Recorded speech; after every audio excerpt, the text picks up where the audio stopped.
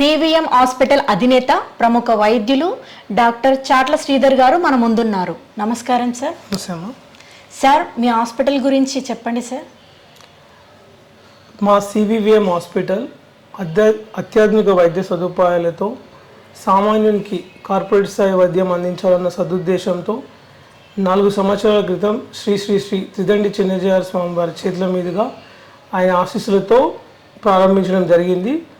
Hospital ప్రారంభించిన తరుణంలోనే Covid pandemic ప్రపంచాన్ని పట్టిపీడిస్తున్న situation వచ్చింది. దానిలో భాగంగానే కరీంనగర్లో ఫస్ట్ టైం కోవిడ్కి ట్రీట్మెంట్ అందించి ఆల్మోస్ట్ ఒక 2500 ఐపీ కేసెస్, 7500 ఓపీ, ఆల్మోస్ట్ ఒక 10,000 కోవిడ్ పేషెంట్స్ని ట్రీట్మెంట్ ఇచ్చిన హాస్పిటల్గా మా హాస్పిటల్కి మంచి పేరు ఉంది. కోవిడ్ అనే కాకుండా మేము అన్ని రకాల వైద్య సదుపాయాలు ఇవ్వడానికి మేము హాస్పిటల్ ఎస్టాబ్లిష్ చేయడం జరిగింది. ముఖ్యంగా కార్పొరేట్ వైద్యం అంటే క్యాథ్లాబ్తో, ఇన్హౌస్ సిటీ స్కాన్తో, ultrasound, 2D echo, digital X-ray, all type of laboratory ఎక్విప్మెంట్స్తో అత్యాధునిక వైద్య సదుపాయాలు, ముఖ్యంగా హైదరాబాద్కి ధీటుగా కరీంనగర్లో 100 బెడ్ హాస్పిటల్ ఓపెన్ చేయడం జరిగింది. సో మా దగ్గర అన్ని రకాల వైద్య సదుపాయాలు, ముఖ్యంగా 11 డిపార్ట్మెంట్స్ ఆరోగ్యశ్రీ కలిగి ఉన్న మొట్టమొదటి ప్రైవేట్ హాస్పిటల్ కరీంనగర్ అని చెప్పడంలో అతిశక్తి కాదు. మేము గత 4 సంవత్సరాలుగా వేలాది మంది పేషెంట్స్కి సర్వీస్ అందిస్తున్నాం. మా సర్వీస్ కూడా ప్రజలు అందుకొని చాలా ఆనందపడుతున్న పరిస్థితి. ఓ, చాలా గ్రేట్ సార్. Thank you. మీ హాస్పిటల్లో ఉన్న ఎక్విప్మెంట్స్ గురించి చెప్తారా సార్? ముఖ్యంగా ఇప్పుడు గుండె దెబ్బలకు వచ్చి క్యాథ్లాబ్ ఉంటుందమ్మా. మా దగ్గర క్యాథ్లాబ్ కూడా ఉంది, ఫిలిప్స్ FD10 క్యాథ్లాబ్.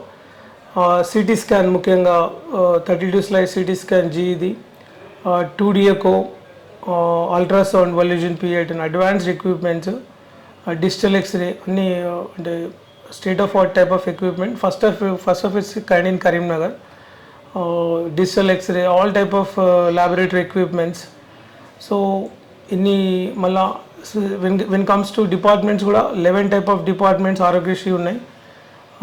ముఖ్యంగా కార్డియాలజీ, క్యాడియాటిక్ surgery, urology, general medicine, nephrology, surgery, general surgery, orthopaedics, ఇట్లా అన్ని రకాల 11 డిపార్ట్మెంట్లలో ఆరోగ్యశ్రీ సౌకర్యం కలిగి ఉన్న హాస్పిటల్ మాది. Wow, super sir. ఇంకా మీ హాస్పిటల్కి వచ్చే పేషెంట్స్ని ట్రీట్ చేసే విధానం ఎలా ఉంటుంది సార్? ముఖ్యంగా పోస్ట్ కోవిడ్ నేను చూస్తున్నామా, most of the patients Aarogyasri పేషెంట్సే ఉంటున్నారు.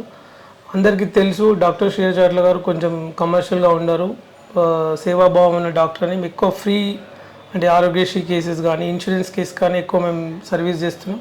Very happy to serve the patients.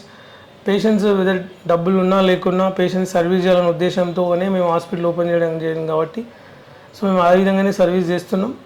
చాలామందికి తెలుసు ఈ hospital non commercial hospital, Aarogyasri based ఉంటుంది, fee reimbursement based and service sector ఉన్న హాస్పిటల్ అని తెలుసు. అట్లాగే మన పేషెంట్స్ ఆదరిస్తున్నారు, మేము కూడా వాళ్ళందరికీ ప్రాపర్గా సర్వీస్ చేస్తున్నాం కాబట్టి మాకు కూడా చాలా ఆనందంగా ఉందమ్మా. చాలా మంచి విషయాలు చెప్పారు సార్.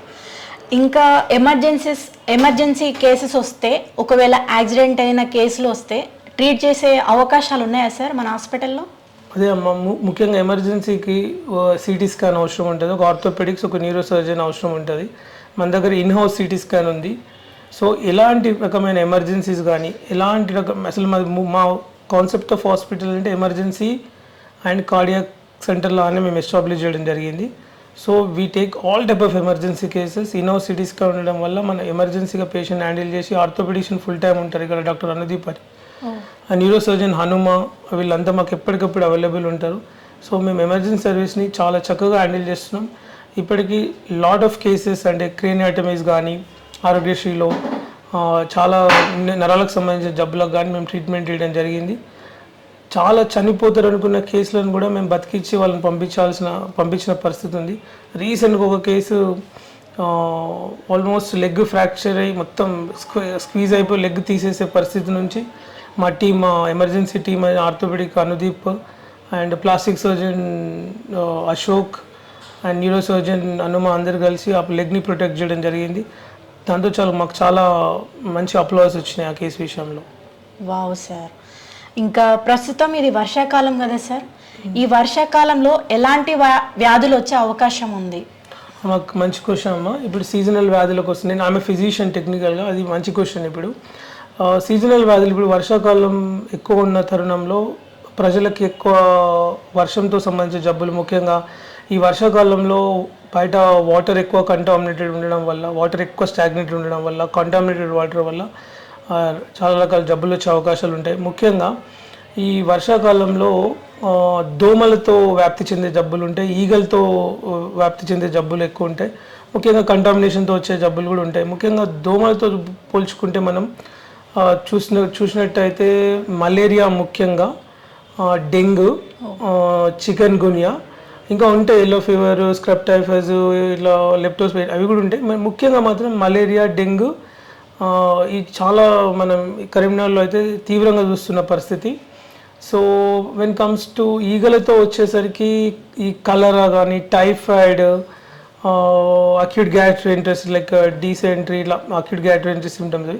సో ముఖ్యంగా ఈ ఈగలతో ఇలాంటి జబ్బులు వస్తాయి. సో మనం వీటి నుంచి జబ్బుల బారిన పడకుండా ఉండాలి, పలు జాగ్రత్తలు తీసుకోవాల్సిన అవసరం ఉంటుంది. ఎలాంటి ఆహారం తీసుకోవాలి సార్ ఈ వర్షాకాలంలో? సో ఆహారం అంటే స్పెసిఫిక్గా వర్షాకాలంలో అంటే ఏమి ఉండదు, బట్ నార్మల్గా రెగ్యులర్ తీసుకునే ఆహారం తీసుకోవచ్చు. కానీ వర్షాకాలంలో ఎక్కువ ఈ కంటామినేషన్ నుంచి మనం కాపాడుకునే పరిస్థితి ఉండాలి. ఎందుకంటే ఫ్లో ఆఫ్ వాటర్ వల్ల మంచి అంటే వాటర్ దొరికే పరిస్థితి ఉండదు. కాబట్టి కొంచెం filtered water or proper filter చేసిన వాటర్ వాడడం, లేదంటే వేడి చేసిన వాటర్ వాడడం, దానివల్ల దాని నుంచి ఈ వర్షాకాలం వచ్చే జబ్బుల నుంచి మనం వాటి బారిన పడకుండా కాపాడుకోవచ్చు. ప్రతి ఇంట బీపీ పేషెంట్ కానీ, షుగర్ పేషెంట్ కానీ ఉంటారు కదా సార్, వాళ్ళు ఈ వర్షాకాలంలో ఎలాంటి జాగ్రత్తలు తీసుకోవాలి? మంచి క్వశ్చన్ అమ్మా. యాక్చువల్లీ ఇప్పుడు ఏంటంటే వర్షాకాలం అనేది స్పెసిఫిక్గా అంటే అన్ని కాలంతో వర్షం కూడా వన్ ఆఫ్ ద ఉంటుంది. బట్ వర్షాకాలంలో ఉండాల్సిన ఇక్కట్లు ఏంటంటే మెయిన్లీ ఈ వర్షం వల్ల వచ్చే జబ్బులు.